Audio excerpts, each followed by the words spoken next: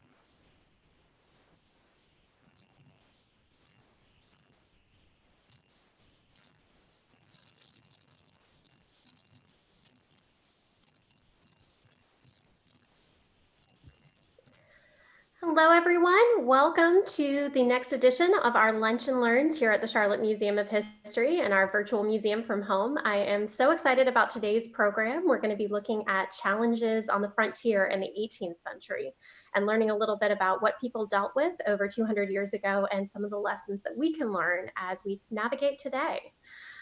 Before we get started, I just want to give a thank you to our generous donors for making programs like this possible. We are so excited to be able to bring you these programs free of charge to our community, and that's thanks to our supporters, our amazing supporters, including the Weatherspoon Family Foundation. And the museum is currently running a matching donation program where the Weatherspoon Family Foundation will match up to $75,000. And we're actually getting very, very close to reaching our goal of this campaign. So if you're able, please consider being a part of our donor family here at the Charlotte Museum of History. We are also going to be using our webinar function for this particular program here. So your microphones are muted and your video is off. That is not a mistake. Do not worry. You still get to communicate with us. You are welcome to use the chat. That is the little speech bubble that's at the bottom of your screen. It might be at the top depending on your viewing options. So just kind of hover your mouse around and hopefully that'll pop up for you. We also have our Q&A function. That's something that looks like two speech bubbles. If you would like to ask a question of our presenter today, please put it into the Q&A. That's where we'll be pulling our questions from. If you would like to have discussions with other people on this particular experience with us, please type them into the chat. We'll be posting resources. Or if you are having any sort of technical difficulties, please ask your questions in that chat and we'll try to help you out. Now, it gives me great pleasure to introduce our speaker for today. He's been active in the museum for a very long time. He's one of our favorite historians here in Charlotte, Dr. Hugh Dussek. So originally from London, England, Hugh Dussek holds an undergraduate degree from the University of the State of New York, a master's degree in the humanities from California State University, Dominguez Hills, and a doctoral degree in history from Union Institute and University in Cincinnati, Ohio. Hugh teaches courses on world civilizations and American history for the Behavioral and Social Sciences Division at Central Piedmont in Charlotte, North Carolina. He is a dedicated and passionate member of the Charlotte history community. He serves on our board of trustees here at the Charlotte Museum of History and has been a volunteer here at the museum since 2000. He is also the beloved speaker for our Teas of the British Isles series, so we're so excited to have him here today. Thank you for joining us, Hugh.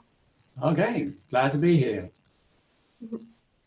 Well, why don't you get us started talking about this question of challenges on the frontier? Tell us a little bit about what this frontier that you're speaking of is. Okay, all right. Well, I think we need to get the. Should we get the PowerPoint up? Should we get the? That'd be great. I know you have a lot of great visuals for us today and a lot of things to tell us more about. All right. So, where is that? Is that coming up? Okay. Do I need to do anything, or can you see it? Nope, try again. Go down to share screen. Welcome to digital programming. Okay. All righty. And, okay, how's that working? Excellent. Okay, good. Okay, good. I was getting a bit worried there. Well, I think, this series of this program came out of the one we're doing today out of the coronavirus situation, and thinking about the challenges that we're faced today.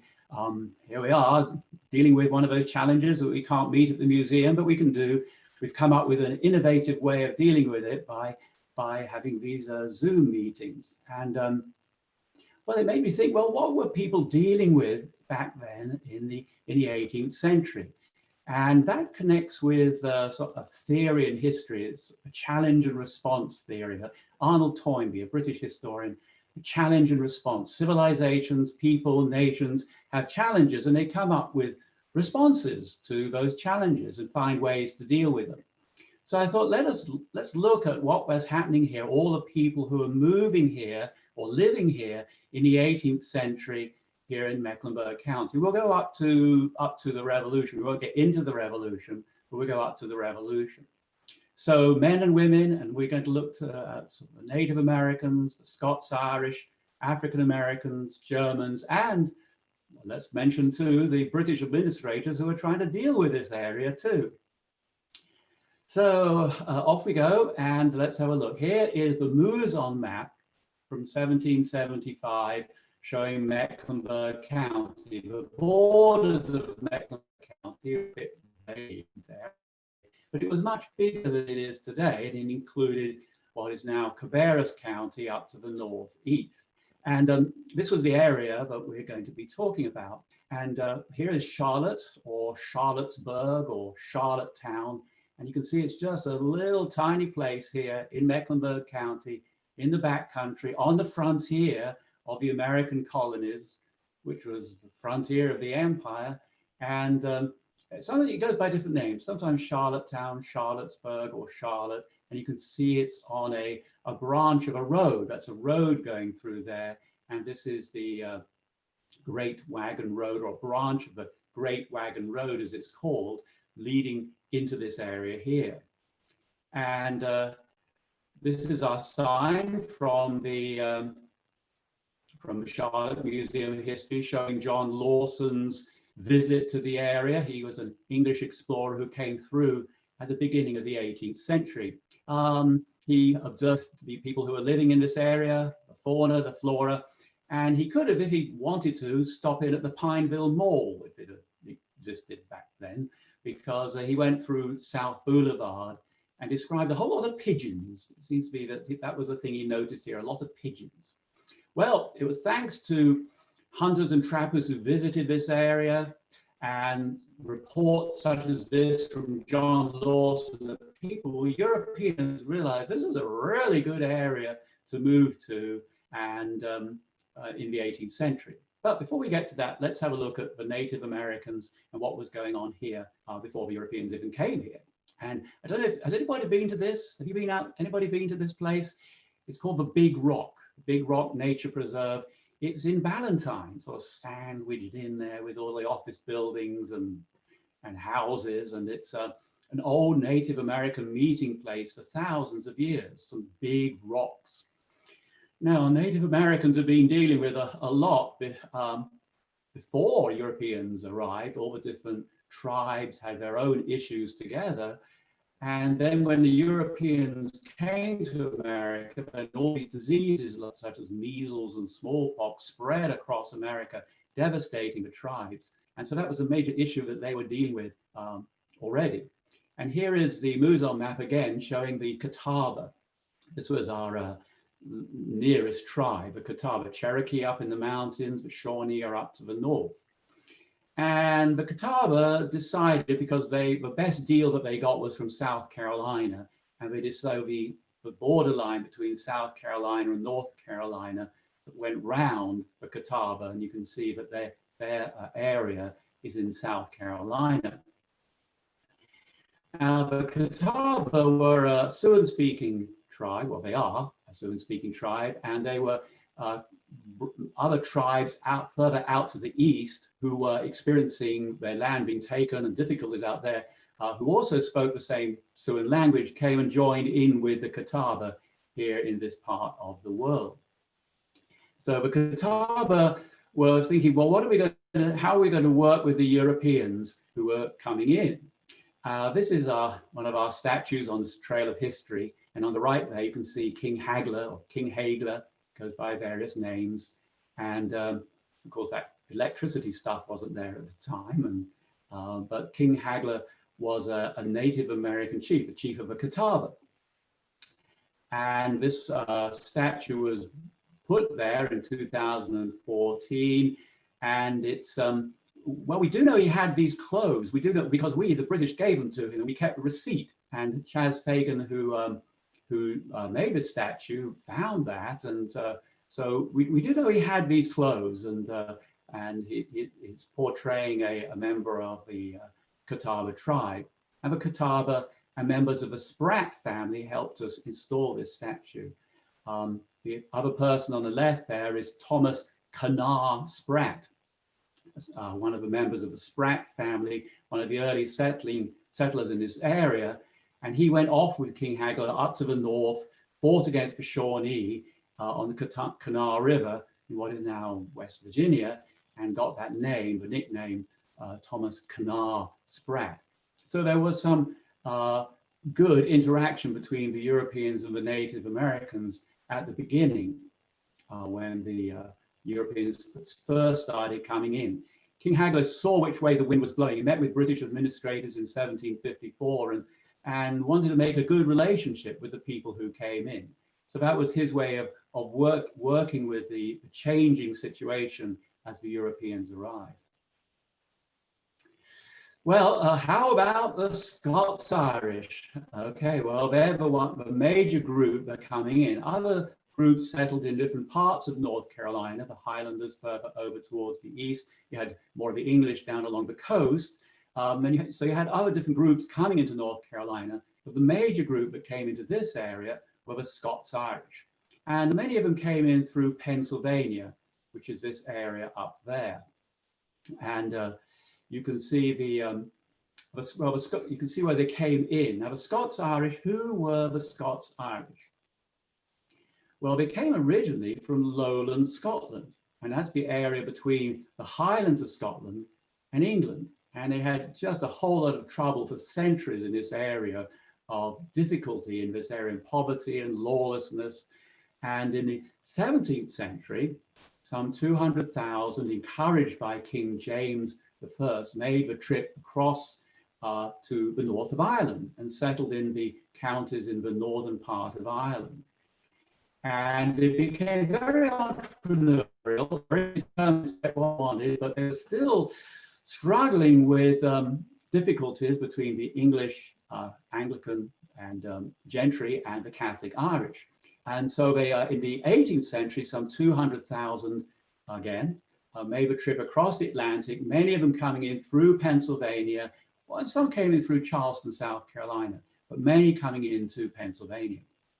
These became the Scots-Irish. Now, when they got here, they found that they had problems with the people who were already here. They just didn't really get on very well together, and all the good land was taken up. So they were shunted off to the frontier here, the frontier of Pennsylvania, up against the mountains. Now, they ran into problems here because of the French and Indian War, 1754 to 1763. And then also the land was filling up. So they started coming south, started moving south along these Native American trails. They didn't have to invent new roads. These roads already existed. They just took these over.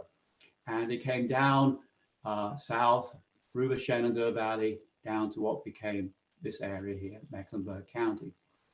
It was good to follow these roads. So roads were difficult in the 18th century.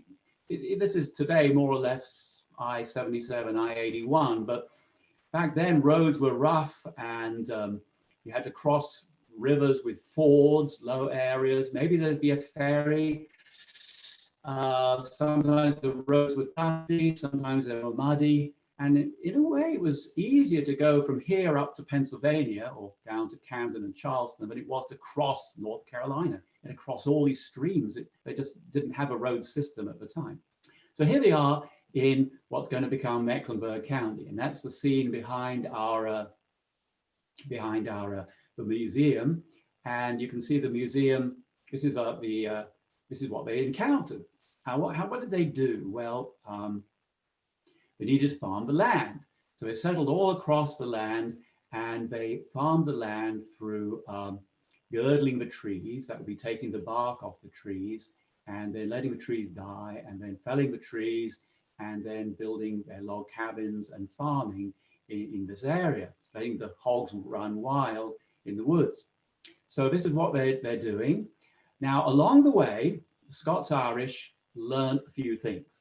And they adapted. I would say it's fair to say that they're pretty stubborn. They're determined to get what they wanted, but they're willing to adapt and take up some new ideas. And one of them was the Pennsylvania rifle. These are some examples that we had on display at the Charlotte Museum. And the Pennsylvania rifle was a very accurate weapon that the German community had invented. Sometimes it's known as the Kentucky long rifle. And it was very useful for hunting here on the frontier.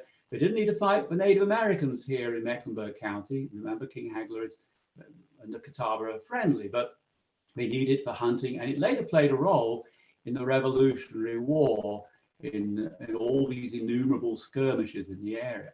They learned about the Pennsylvania rifle. They also learned about the Conestoga wagon, very useful for the rough trails. And they also learned about the log cabin. These were all very useful innovations. They adapted to the frontier. What could they do here? How could they survive? So here they are in Mecklenburg County. This is this part of Mecklenburg County, primarily Scots-Irish. If you might know this this monument, it's on Randolph Road, and if you just outside Ortho, Carolina, you might run into it if you're not careful. It shows the Spratt family, where the Spratt family, one of the earliest families in this area, had a farm. Okay, so they didn't just want to survive, they wanted to thrive, they wanted to be successful. That was, I think the Scots-Irish liked being out here on the frontier, far from everything, where they could do what they wanted to do without being bothered too much. But they also wanted to make money and be successful. And here is our wonderful Hezekiah Alexander house from 1774. You could build a frame house, you could build a log cabin, you could build a stone house. It's a lovely house. It's a huge house. It's got, it doesn't have any air conditioning. That's one point. And it doesn't have any running water in the house, but it's a beautiful big house. And here it is. Some of the locals called it they called it the Little Palace, which is because it was a very large house for this part of the world at the time. What can you eat? Well, again, you've got to adapt to the environment. You've got to change. Back in Europe, the Scots-Irish like lamb and mutton, which is sheep, and they ate oats. But over here in America, they switched to corn and pork, and that seemed to work for them. This is our reconstructed kitchen at the Hezekiah Alexander house. Now, how can you keep food fresh? Well, you can't actually have a refrigerator because they don't have electricity and it hasn't been invented yet. But how about an ice house? Doesn't work terribly well here in North Carolina, the ice house idea, but you can have a spring house. And Hezekiah Alexander built himself a great big 2-story spring house, which had somewhat fallen in, but we reconstructed it. And the spring, which flows into the lower level, keeps it nice and cool, 55 degrees or so all year round. You can keep food and milk and dairy and whatever in there. Possibly he needed it for trade. And we use the upstairs area we have a store in there to show school tours what a store would look like from the 18th century. Hezekiah's son William had a wagon and would go up to Philadelphia, and he had a list. He's the sort of, I guess you could say, he's the Amazon of the 18th century. He's taking things from the back country. What can you take from this area that you can sell? It's a long way, and well, animal hides was one of them. There's a lot of wild game here, so mink and raccoon and otter, and animal hides, which are needed for hats and furs, and something called pink root. Apparently he took a lot of pink root up there, and it grows wild in the woods. They use it for medicinal purposes to counteract parasites, but it's actually really poisonous, so don't experiment with it unless you really know what you're doing.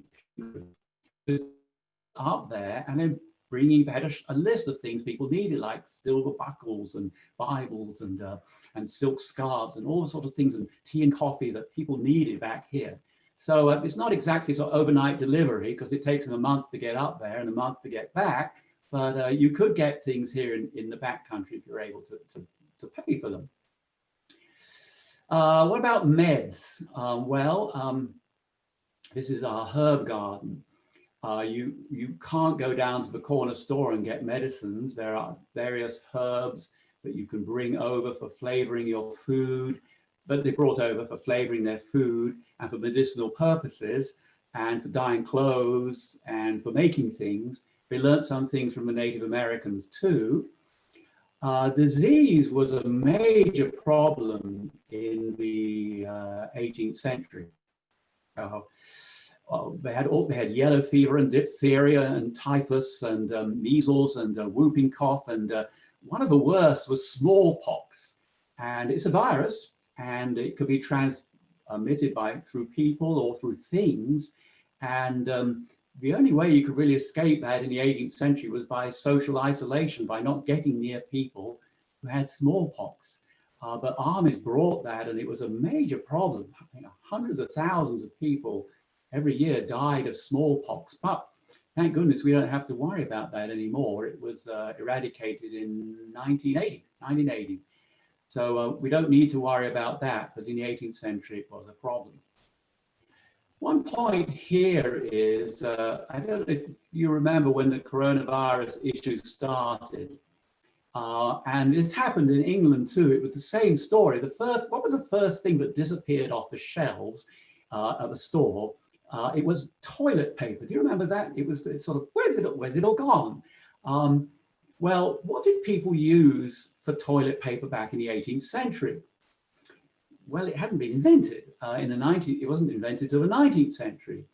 Well, they must have used something, and I think probably the best thing to say about that is that they probably used something that they had a lot of, which they didn't particularly need, and it kind of worked. And I'm just going to leave it at that. Churches.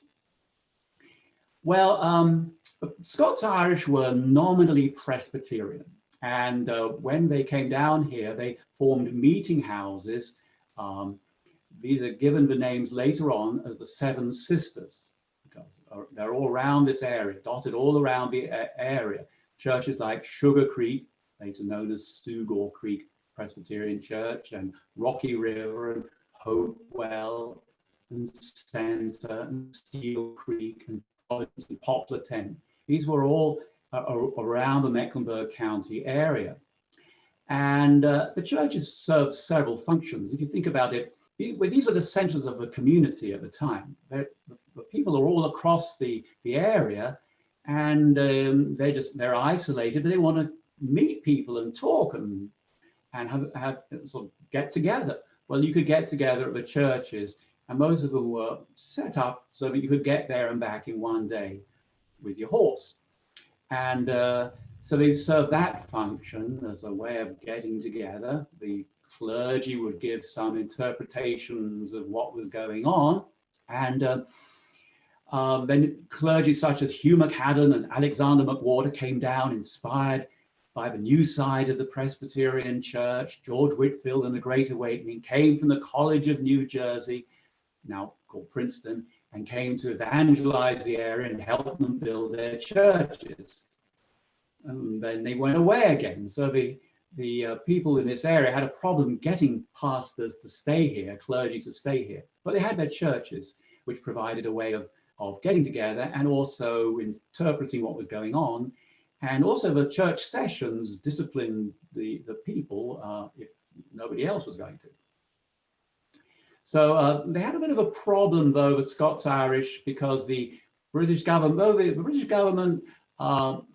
was okay about Presbyterians compared to other denominations, but they did restrict the Presbyterian clergy from performing marriage ceremonies. And this was adjusted during the time, but still this irked the Presbyterian ScotsIrish about how their Presbyterian clergy couldn't freely perform marriage ceremonies.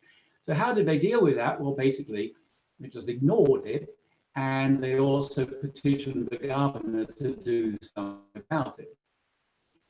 Now this, I don't know if you go up North Tryon, you might have seen this sign. It's by the Sugar Creek Presbyterian Church. It's the War of the Sugar Creek, 1765, the War of the Sugar Creek.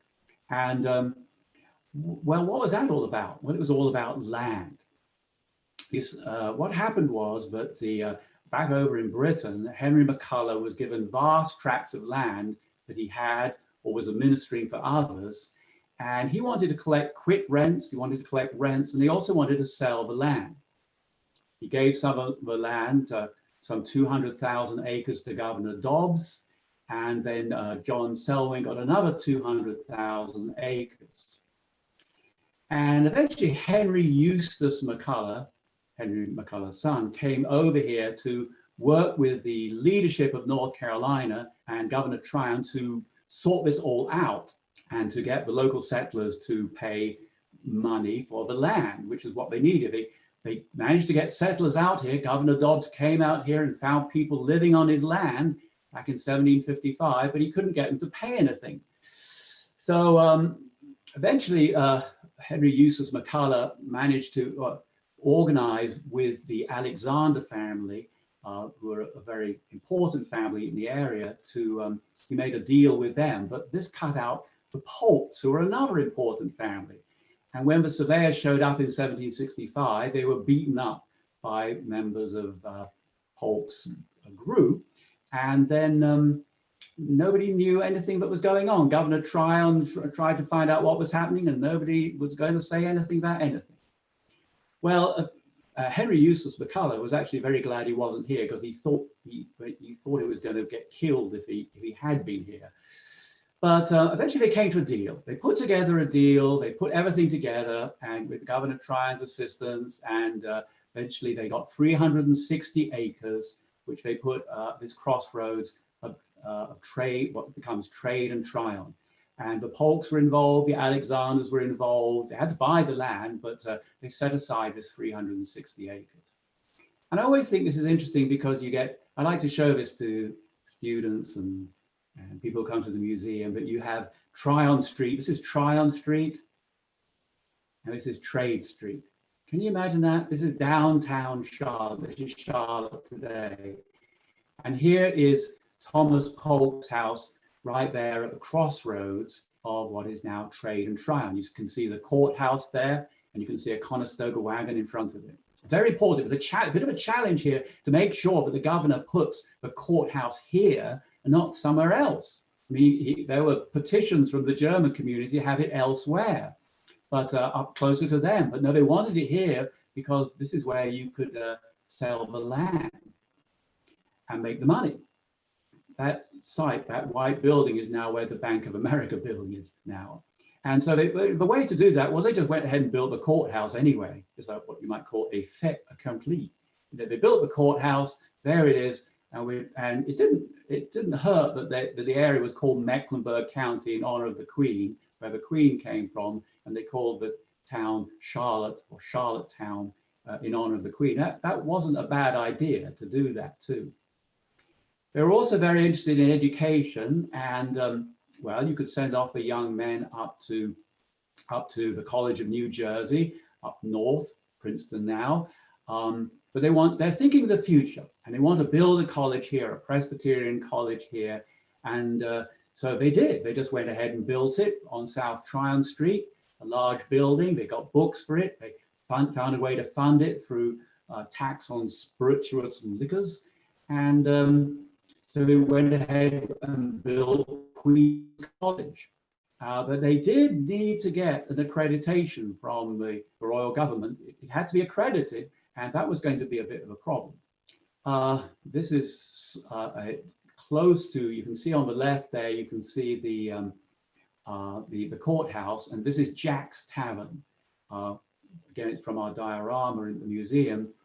Jack's Tavern, the Jack family who operated this tavern there, of course, Captain James Jack is very famous for later on taking the Mecklenburg Declaration or the Mecklenburg Resolves or whatever it was. And we won't go there today, but the tavern was also an important place. You could get that together there. It's different from the church. You could have a convivial time and some drinks and some games. And it was also a place where you could get news. If you think about it, they didn't have radio or TV or Twitter or the internet, and newspapers would show up several weeks late. So this would be a place where you could meet and talk about what was going on, just like we want to know about our news today.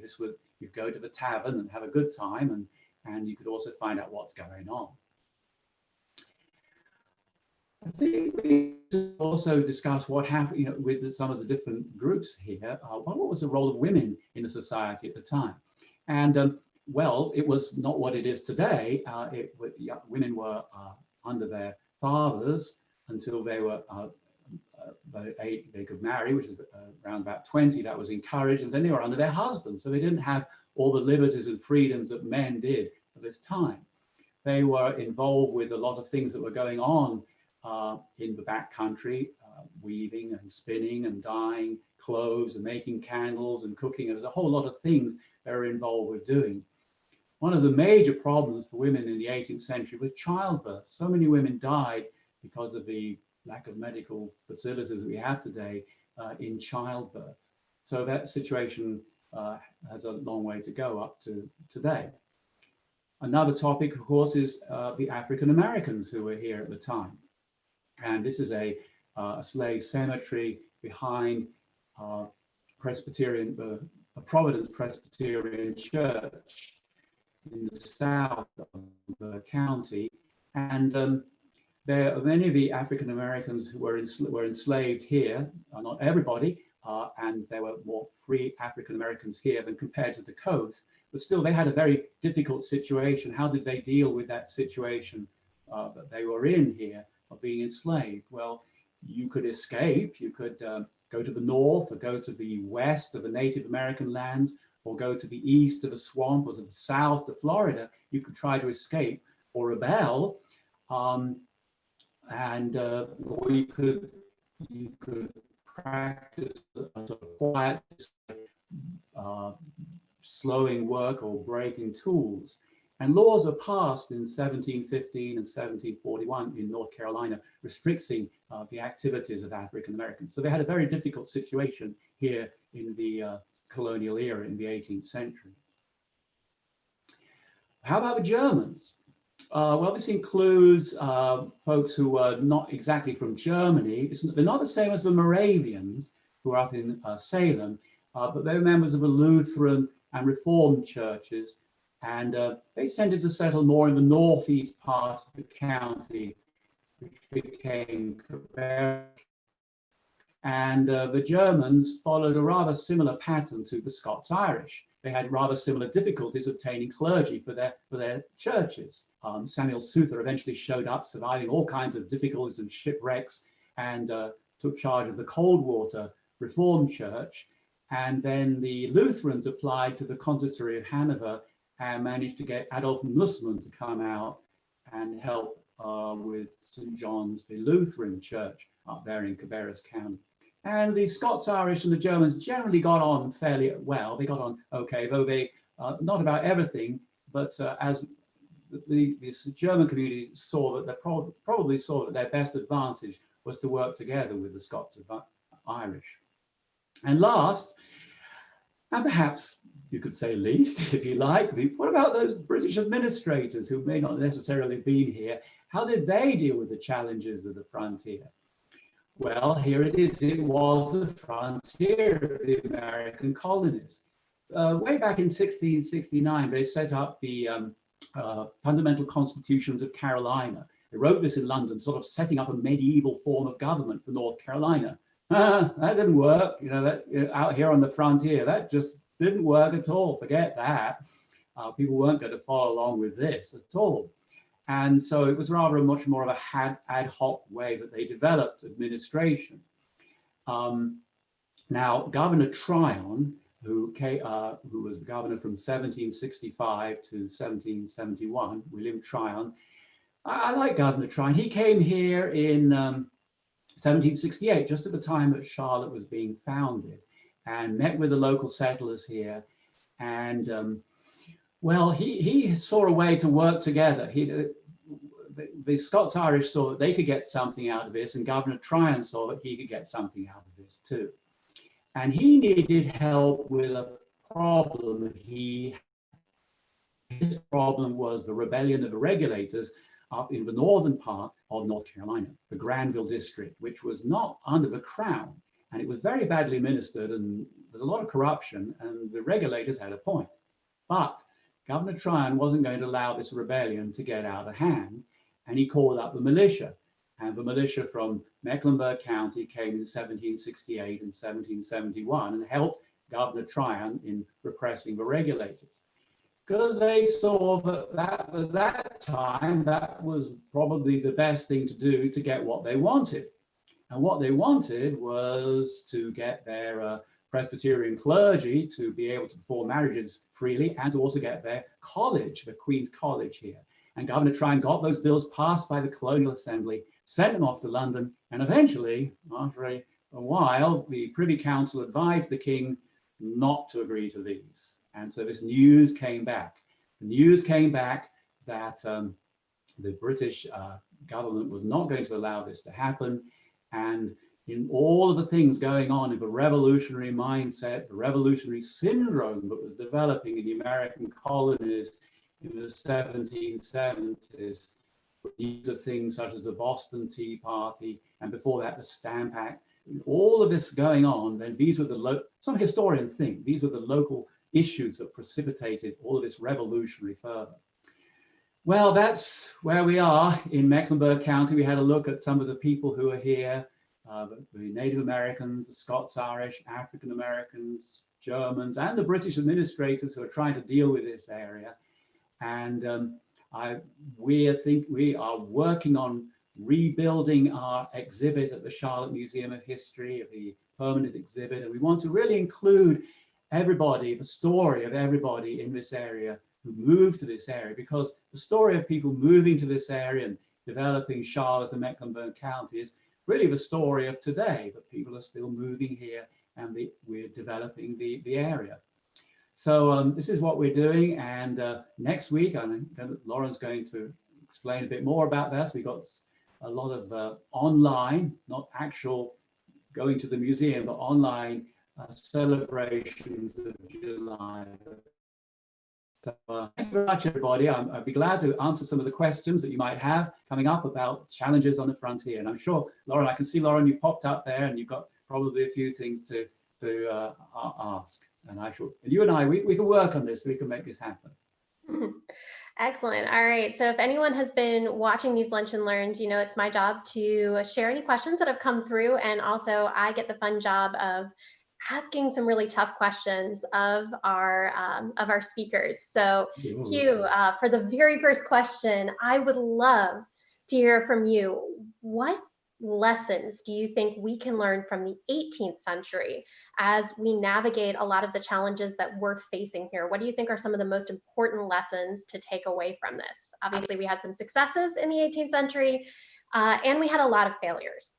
So I think the lesson is that people were at that time, they were in the situation that they knew, they were in the culture of society that they knew at the time, and they were dealing with the issues at the time. And they were coming up with innovations and new ideas that they borrowed, such as the Pennsylvania rifle. The ScotsIrish borrowed this idea, and they were dealing with these situations. And I think that's the same for us today, that we are dealing with this situation, we're innovating, we're doing lunch and learns, and we're doing our best in this situation. Probably in a 20, 50, 100 years, people will say, well, why did they do that? But we're doing the best we can at this time, just as the people did back at that time. Absolutely. I think it's innovation, changes, kind of rolling with the punches, for lack of a better word. I think it's a great takeaway from what we can do. I have a couple of other questions from our audience. We had some great questions coming through. And I'm really curious about this one here. We talk a lot about how people refer to themselves. For instance, we say the Catawba Indian Nation because that's how they refer to themselves here in the 20th century, or sorry, 21st century. But what did the ScotsIrish call themselves in the 18th century? Did they call themselves the ScotsIrish, or is that something that we in the 21st century are calling them? Yeah, yes, that's a very good question. I think they often they were just referred to as the Irish, and when they came over, and that's so that gets confused with folks who came from the southern part of Ireland, who are mostly Catholic, and the term Scotch-Irish is often used, and you see that many times, but most historians today prefer the term Scots-Irish, and the folks who live in the north of Ireland wouldn't refer to themselves as the Scots-Irish. I don't think so. So it is more of a historian's term to refer to this group of people as the Scots-Irish, and they probably just thought of themselves as, well, the Irish, I suppose.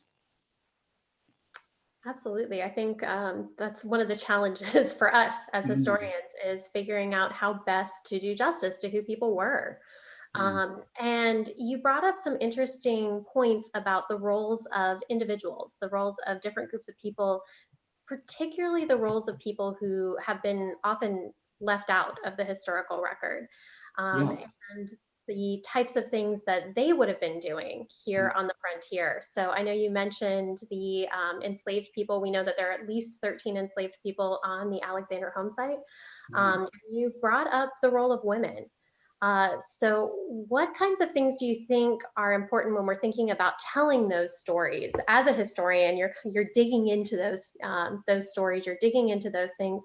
What is the challenge of telling their story, and what kind of big takeaways do you think? I know, as I said, I get to put you on the spot, which is really fun for me. You asked whether you thought I could stump you. I don't think I can. Did I ask that? I don't remember asking that, but anyway, yeah, I think it's very important to bring everybody in, and certainly since the 1960s, which is a long time ago, the study of history has broadened to include many more groups, everybody involved, not just the elite of society and their political decisions, but include the social history of everybody.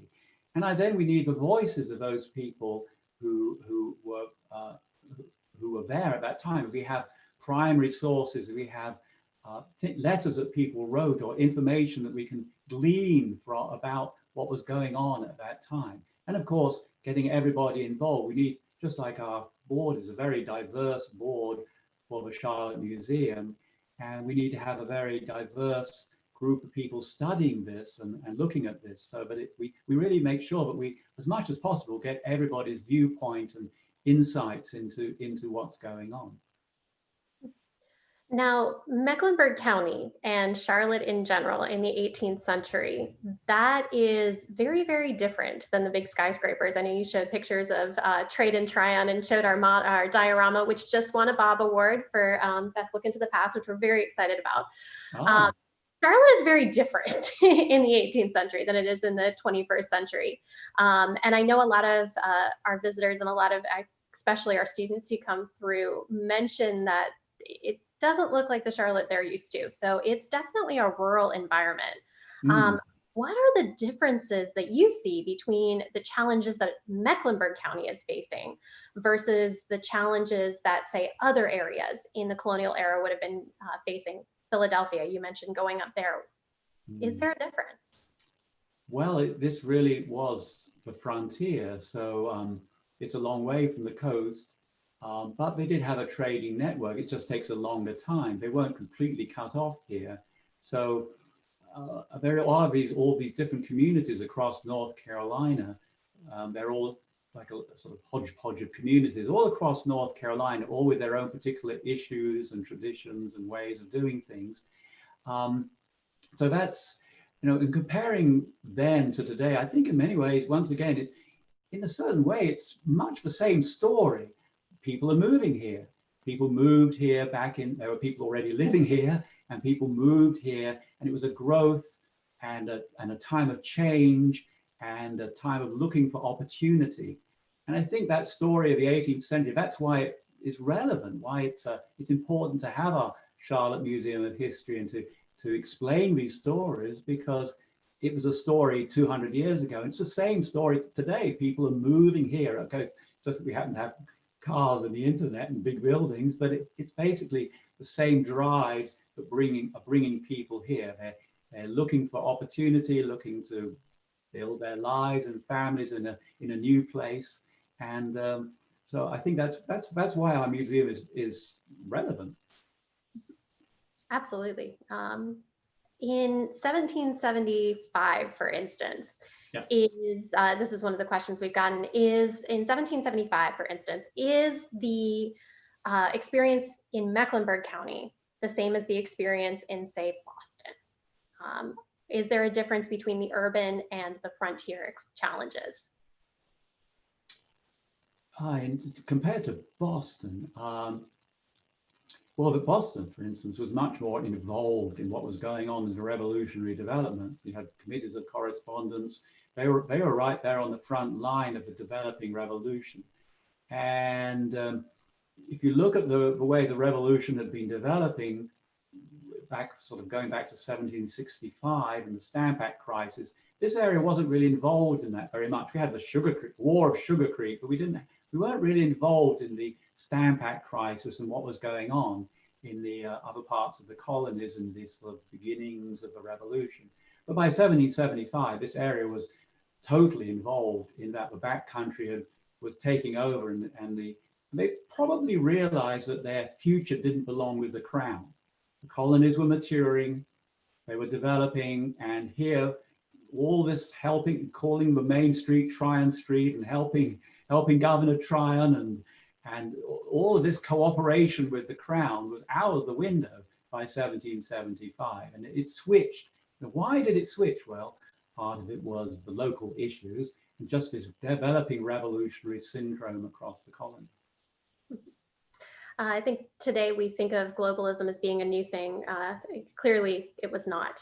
Clearly, places were much more connected in the 18th century than I think we've in the past been ready to admit. And I think it's important that historians such as you are bringing those types of issues to the forefront, these connections. And speaking of connections, we did get a question, were there other Native American tribes in Mecklenburg County?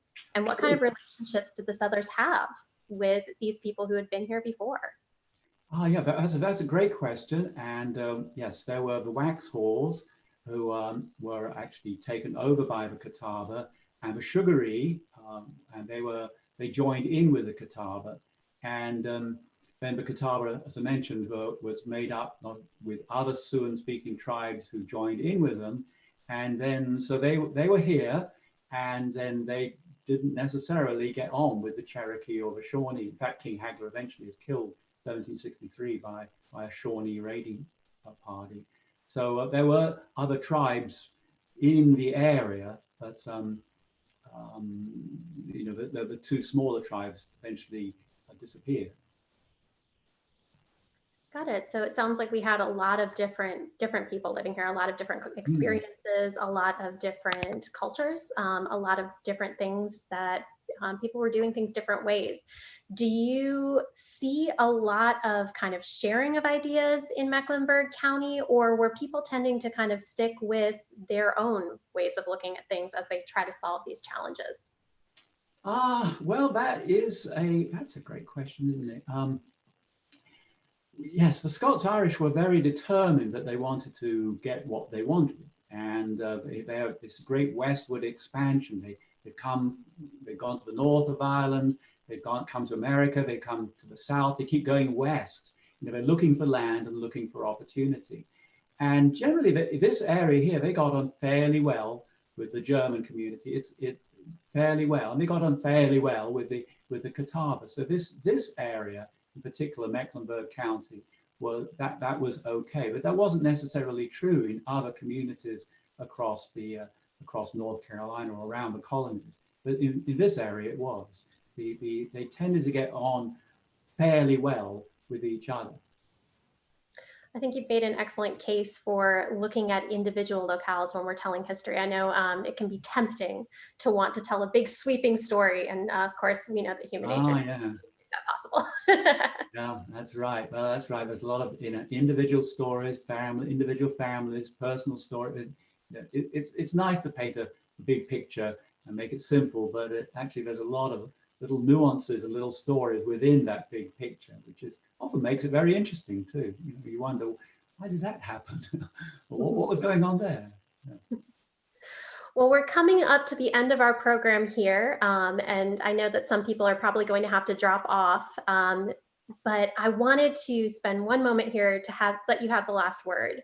Tell us why you think it's so important to study these 18th century challenges. What kind of big takeaways do you want people to leave this presentation with?